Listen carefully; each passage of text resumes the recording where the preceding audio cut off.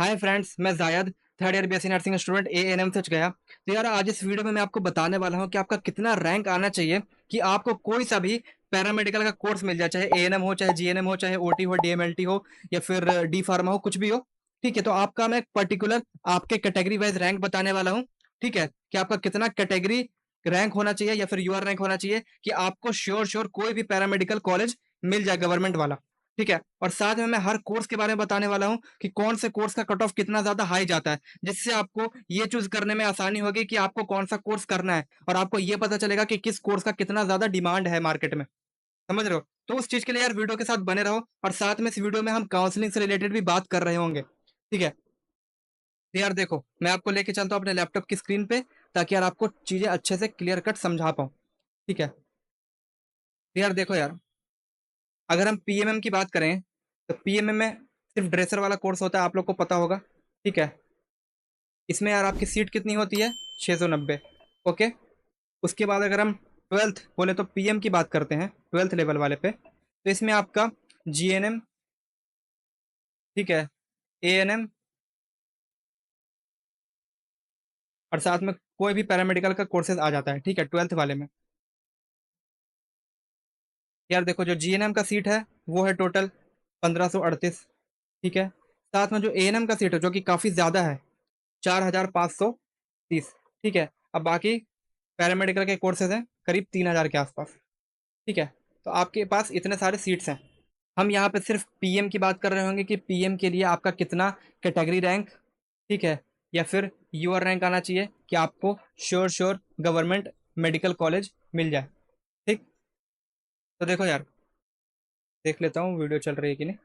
हाँ, नाउ अगर हम यूआर रैंक की बात करें, मतलब ऐसे बच्चे जिनके पास कोई भी कैटेगरी नहीं है बेचारे, ठीक है, तो उनके लिए यार 11400 रैंक आना चाहिए। और ये सिर्फ लड़की की बात हो रही है बाबू, क्योंकि इसमें एएनएम मिल जाता है ना लड़के लोग को बेनिफिट।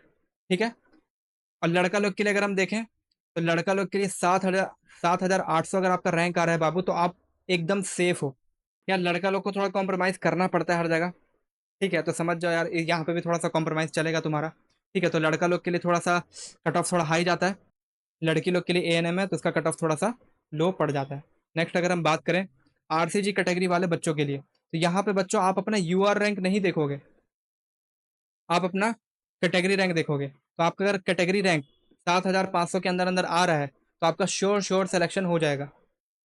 ठीक है, इसको बंद कर देता हूँ, थोड़ा बहुत टू टू कर रहा है। नाउ अगर हम बीसी कैटेगरी की बात करते हैं तो यहाँ पे आपका रैंक बाबू, जो कि बीसी रैंक 4800 के अंदर अंदर होना ही चाहिए। ठीक है, नेक्स्ट अगर हम बात करें ईबीसी कैटेगरी वाले बच्चों के लिए, तो यहाँ पे आपका रैंक होना चाहिए 4600। ओके, ईबीसी रैंक की बात कर रहा हूँ। नाउ नेक्स्ट अगर हम एससी कैटेगरी वाले बच्चों की बात करें तो आपका एससी रैंक होना चाहिए 3300। ठीक है, नेक्स्ट अगर हम ईडब्ल्यूएस वाले बच्चों की बात करेंगे तो यहाँ पे आपका कैटेगरी रैंक होना चाहिए 2000 के अंदर अंदर। समझ रहे हो? अगर हम डी क्यू कोटा वाले बच्चों की बात करेंगे तो यहाँ पे आपका डी क्यू रैंक होना चाहिए 420। ठीक, 420 के अंदर अंदर। और यार ये देखो, ये 420 रैंक होगा ना तो आपका यूआर रैंक ना बहुत ज्यादा होगा, कोई दिक्कत ही नहीं है, आराम से श्योर श्योर आपका सिलेक्शन हो रहा होगा। ठीक है, और अगर एसटी कैटेगरी की बात करेंगे बाबू, तो यहाँ पे आपका रैंक होना चाहिए 220 के अंदर, और ये कैटेगरी रैंक की बात कर रहा हूँ मैं।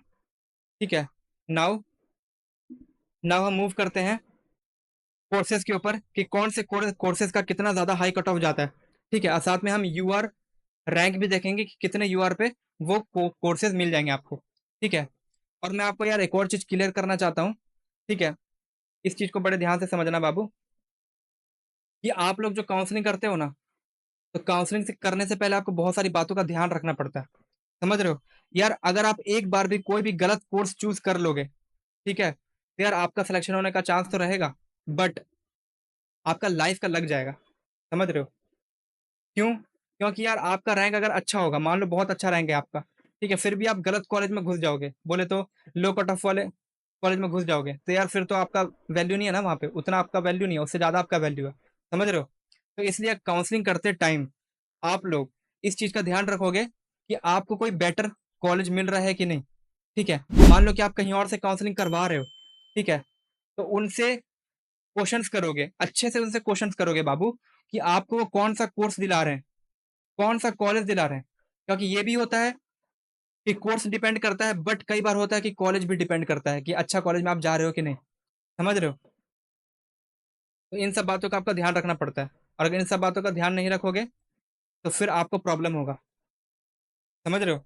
तो इसलिए आपको काउंसलिंग बहुत अच्छे से करना है। और दूसरा बात ये कि अगर कोई बच्चा मेरे से काउंसलिंग करवाना चाहता है तो वो 200 रुपये में मेरे से काउंसलिंग करवा सकता है। मेरे पास देखो यार, पहले से बहुत कम बच्चे होते हैं, ठीक है, तो मैं हर एक बच्चे पे बहुत ज़्यादा टाइम दे सकता हूँ काउंसलिंग के लिए। उसका अच्छे से एनालिसिस कर सकता हूँ, ठीक है, कि कौन सा कोर्स में आपको जाना चाहिए, आपका इंटरेस्ट बता सकता हूँ आपके बेसिस पे कि आपको कौन सा कॉलेज में जाना चाहिए, कौन सा कोर्स करना चाहिए, ठीक है।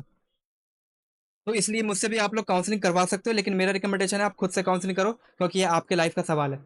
लेकिन अगर किसी बच्चे को फिर भी प्रॉब्लम हो रही है काउंसलिंग करने में, कुछ समझ में नहीं आ रहा है, तो आप मुझसे भी काउंसलिंग करवा सकते हो बाबू, ठीक है।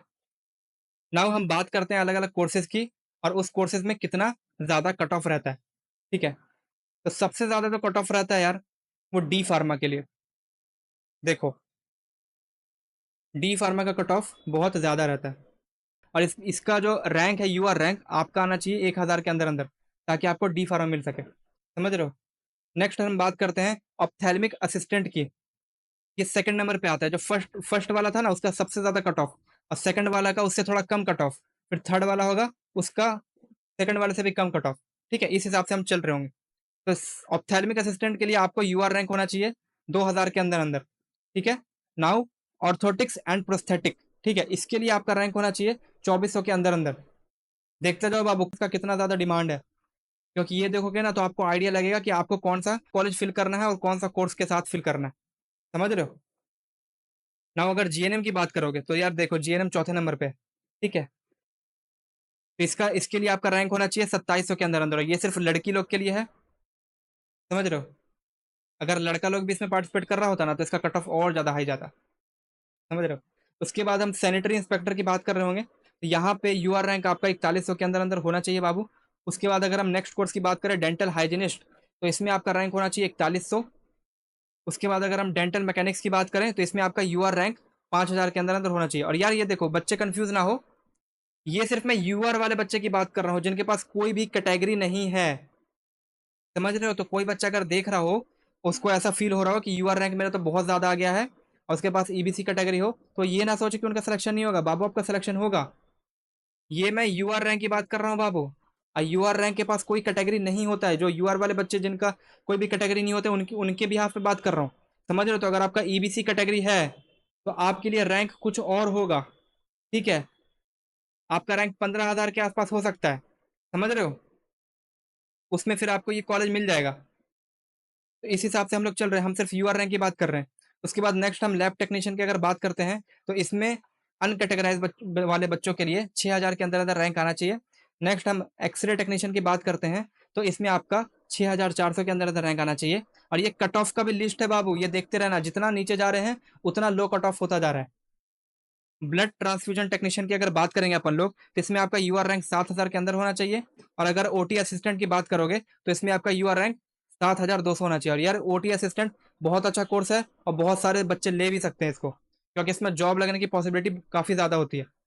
उसके बाद अगर हम रेडियोलॉजी टेक्नीशियन की बात करेंगे तो इसमें आपका रैंक होना चाहिए 7500 के अंदर।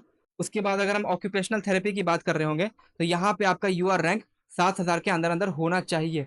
अनकेटेगराइज वाले बच्चों की बात हो रही है सिर्फ, ठीक है। उसके बाद अगर अगर हम ऑर्थोपेडिक एंड प्लास्टर टेक्नीशियन की बात करें, तो यहाँ पे आपका रैंक बाबू 7600 के अंदर होना चाहिए। उसके बाद अगर हम फिजियोथेरेपी की बात करें, ठीक है ना, ये डिप्लोमा वाली बात हो रही है, ठीक है ना, तो इसमें आपका रैंक 7600 के अंदर होना चाहिए। उसके बाद अगर हम एनेस्थीसिया टेक्नीशियन की बात करेंगे, तो यहाँ पे आपका रैंक होना चाहिए 7600 सेम। उसके बाद अगर हम ईसीजी टेक्नीशियन की बात करेंगे, तो यहाँ पे यार आपका रैंक 7800 के अंदर होना ही चाहिए। उसके बाद अगर हम एएनएम की बात करेंगे, ये सिर्फ लड़की लोग के लिए है, तो इसमें आपका रैंक 11400 के अंदर होना चाहिए। और एएनएम बड़े आसानी से मिल जाता है लड़के लोग को यार, क्योंकि एएनएम का कट ऑफ सबसे ज़्यादा लोएस्ट कट ऑफ वाला ये कोर्स होता है, क्योंकि इसके कॉलेजेस बहुत ज़्यादा हैं, ठीक है, इसलिए इसका कट ऑफ काफ़ी ज़्यादा लो जाता है। उसके बाद हम कुछ इंपॉर्टेंट चीज़ों के बारे में बात कर लेते हैं बाबू। आप किसी से भी काउंसलिंग करवा रहे होगे बाबू, तो एक चीज़ का ध्यान रखना है कि आपको जो कोर्सेज दिए जा रहे हैं और आपको जो कॉलेज दिया जा रहा है, वो एकदम एक्यूरेट आपके रैंक के ऊपर है कि नहीं। मतलब ऐसा ना हो कि आपका रैंक बहुत ज़्यादा अच्छा आ चुका है, ठीक है, और आपको कोर्स पकड़ा दिया बहुत बेकार वाला। वैसे कोई कोर्स बेकार होता नहीं है, बट एक होता है ना ऐसा चीज़ कि जिसका जितना ज़्यादा कट ऑफ हाई जाता है, वो उतना अच्छा होने का चांस रहता है। ठीक है? तो ये चीज़ का ध्यान रखना कि आपको जितना अच्छा रैंक मिल रहा है, उसके हिसाब से आप अपना चॉइस फिलिंग करना। ठीक है? नहीं तो अगर आपको किसी भी तरह का डाउट लग रहा है बाबू, तो मुझसे भी काउंसलिंग करवा सकते हो। मेरा फीस रहने वाला है आप लोगों के लिए ₹200। ठीक है? और किसी और से भी काउंसलिंग करवा रहे हो बाबू, तो उससे अच्छे से क्वेश्चन पूछ के करना कि जो मेरे को कॉलेज आप दिला रहे हो, जो भी आप मेरा कोर्स फिल कर रहे हो, वो मेरे लिए एक्यूरेट है कि नहीं है। और साथ में अगर किसी तरह का बाद में उसमें कुछ चेंज करना हो चॉइस फिलिंग में, तो वो लोग करके देंगे कि नहीं। क्योंकि पिछली बार मेरे साथ ऐसा हुआ था, इंजीनियरिंग का बच्चा था, ठीक है? तो उसने किसी और से काउंसलिंग करवाया था और उसको उल्टा-पुल्टा जैसे-तैसे काउंसलिंग चॉइस फिलिंग करके दे दिया था। ठीक है? फिर मेरे पास वो आया, उसका रैंक काफ़ी ज़्यादा अच्छा था और उसको सबसे ऊपर केमिकल इंजीनियरिंग भरे हुए था। जो कि बहुत गलत बात है बाबू, क्योंकि उस चीज़ में उसको आईटी या फिर सिविल या फिर कंप्यूटर साइंस मिल सकता था। बट उसने जो भी काउंसलिंग कर रहा था, उसने उसके साथ फ्रॉड किया, ठीक है? और उसको उल्टा-पुल्टा कॉलेज भर के दे दिया। तो यार मैंने उस बच्चे को बोला, बाबू कि तुम जाओ और उससे बोलो कि चॉइस फिलिंग में थोड़ा करेक्शन कर दे। जब तुमको सिविल मिल सकता है बाबू, तो तुम केमिकल इंजीनियरिंग क्यों लोगे? ठीक है? तो उसने जाके उस बंदे से बात किया, तो उस बंदे ने उससे बात ही नहीं किया अच्छे से। ठीक है? उसका चॉइस फिलिंग अपडेट नहीं किया। तो लास्ट में मैंने उसका चॉइस फिलिंग अपडेट किया था, उसके लिए मैंने कोई चार्ज नहीं लिया था। ठीक है? तो आप मेक श्योर करना कि आप कहीं से भी काउंसलिंग करवा रहे हो बाबू, तो वो बहुत ऑथेंटिक जगह हो। और मेरे पास ये भी सीन है बाबू कि मेरे पास कम बच्चे होते हैं, ठीक है? और कम बच्चे की वजह से मैं हर एक बच्चे पे प्रॉपर बहुत ज़्यादा टाइम दे सकता हूँ और अच्छे से उनका काउंसलिंग कर सकता हूँ, उनसे सारे क्वेश्चंस पूछ के, उनके इंटरेस्ट बेसिस पे और उनके जो कहाँ जहाँ पे रहते हैं वो, उनका लोकेलिटी देख के, हर तरीके से उनका ऑल राउंडर तरीके से उनका काउंसलिंग अच्छे से कर सकता हूँ। और साथ में यार अगर आपको खुद से काउंसलिंग करना है तो वेल एंड गुड, क्योंकि यार मैं इस चैनल पे आपके लिए काउंसलिंग से रिलेटेड वीडियो लाने वाला हूँ, तो आपको पता चलेगा कि कौन से कॉलेज को ऊपर रखना चाहिए, ठीक है? और कौन से कॉलेज को नीचे रखना चाहिए। तो आप खुद से भी फ्री में काउंसलिंग कर सकते हो। काउंसलिंग करना कोई बहुत बड़ी बात नहीं होती है। बस उसमें चॉइस फिलिंग का बहुत अच्छे से ध्यान रखना होता है। अगर चॉइस फिलिंग में मिस्टेक हुआ बाबू, तो आपका करियर खत्म। आपके करियर के लग जाएँगे बहुत अच्छे से। समझ रहे हो? तो इसी के साथ यार मैं इस वीडियो को एंड करना चाहता हूँ। आप लोग को अगर मुझसे काउंसलिंग करवाना है, तो ₹200 आप लोगों की फीस रहने वाली है बाबू। आप इस नंबर पे कॉन्टैक्ट करके मुझसे काउंसलिंग करवा सकते हो। और उसके साथ अगर आपको किसी तरह का डाउट है, किसी तरह का प्रॉब्लम है, तो आप बाबू इस वीडियो के कमेंट में आप अपना डाउट पूछ सकते हो। अगर आपको काउंसलिंग करवाना है बाबू, तभी आप इस नंबर पे मैसेज करना, नहीं तो अगर आपका डाउट है बाबू, तो आप कमेंट में भी मुझसे डाउट पूछ सकते हो। और अगर कमेंट में डाउट पूछोगे बाबू, तो बहुत सारे बच्चों का वो डाउट सॉल्व हो रहा होगा। ठीक है? बाकी आपकी मर्ज़ी है। Thank you very much video देखने के लिए।